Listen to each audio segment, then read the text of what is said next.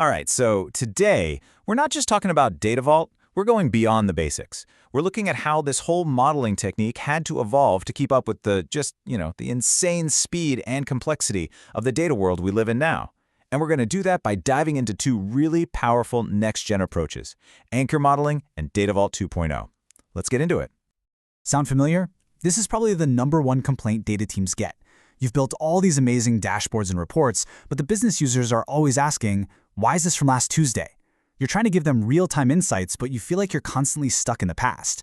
And that tension, that's the whole reason these new models even exist. You see, the old way was built for a much simpler world, right?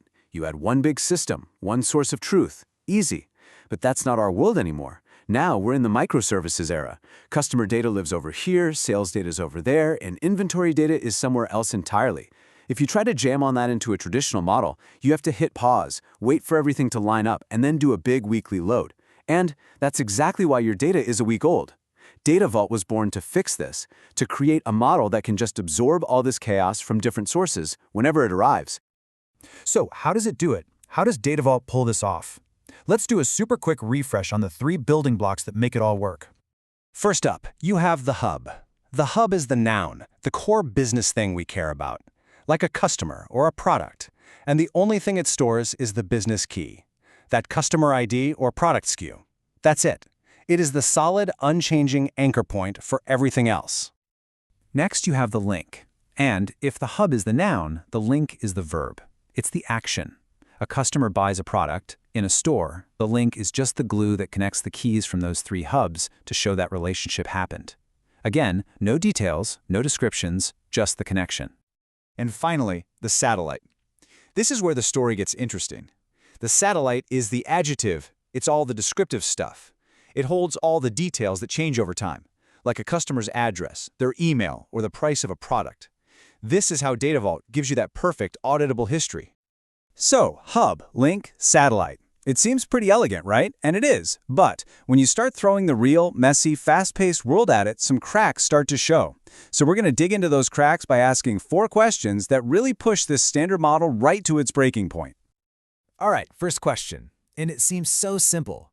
You've got your customer hub. You've got all these attributes about the customer, name, gender, loyalty status, whatever. Do you just lump them all together into one big satellite? Or do you split them up? It turns out the answer to this question has huge consequences. Okay, look at this table. This is where it gets tricky. If you put everything in one satellite, a really simple question like, hey, when did Mike's gender change, is suddenly really hard to answer. You've got to dig through all these other changes just to find it. But here's the real killer. What if the gender information comes from your HR system and the type comes from your sales system? You can't load them together. You have to wait for both, and that completely defeats the whole point of Data Vault's speed. So how do you solve this for good? Anchor modeling comes in with a pretty radical but weirdly simple answer. It says, stop trying to group things. Just put every single attribute in its own satellite. One for name, one for gender, one for type. Period. This is actually a known concept called the 6th normal form, which is as granular as you can possibly get. You can't break it down any further. It's the ultimate guarantee that you'll never have to redesign your satellites again. Okay, on to our second question. This one is a bit more subtle. In standard Data Vault, you can describe a transaction by hanging a satellite off a link. Sounds fine. But what happens when someone makes a mistake and has to correct the details of that transaction? How does your model know the difference between a fix and a completely new sale? Okay, walk through this with me, because this is a super common trap. A customer buys product 10. The link is identified by that combination, customer, product, store. The next day, someone realizes, oops, that was a typo. They actually bought product 20. When that correction flows in, Data Vault sees a new combination of keys, and it creates a brand new link. But the old one, the wrong one, is still there. So now, because of one typo, your system thinks there were 2 sales. You're literally inventing revenue out of thin air. And this is where anchor modeling lays down another brilliant rule: no satellites on links, ever. Why? Because a transaction, like a receipt, isn't just a relationship. It's a thing. It's an entity. So you should create a hub for the receipt itself. Now that receipt is your stable anchor. The customer and the product are just linked to it. So if the product ID gets corrected, you're just updating an attribute of the receipt. The receipt hub doesn't change, no duplicates are created, and your sales numbers are actually correct.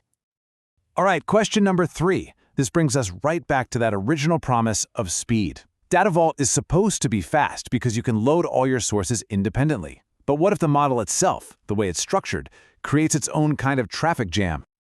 So this is the classic loading pipeline. It's a series of dependencies. You have to load all your hubs first, then you have to stop, wait for that to finish, and only then can you load the links that connect them. Then you wait again and load the satellites. Each one of these wait steps is a bottleneck. Yeah, you can run things in parallel within each layer, but the whole process is sequential. The total time is always limited by the slowest part of each step. So how do the next-gen models fix this? Well, they just attack those dependencies head-on. Anchor modeling simplifies the pipeline to something much, much faster. And then Data Vault 2.0 comes along and does something that feels almost like magic.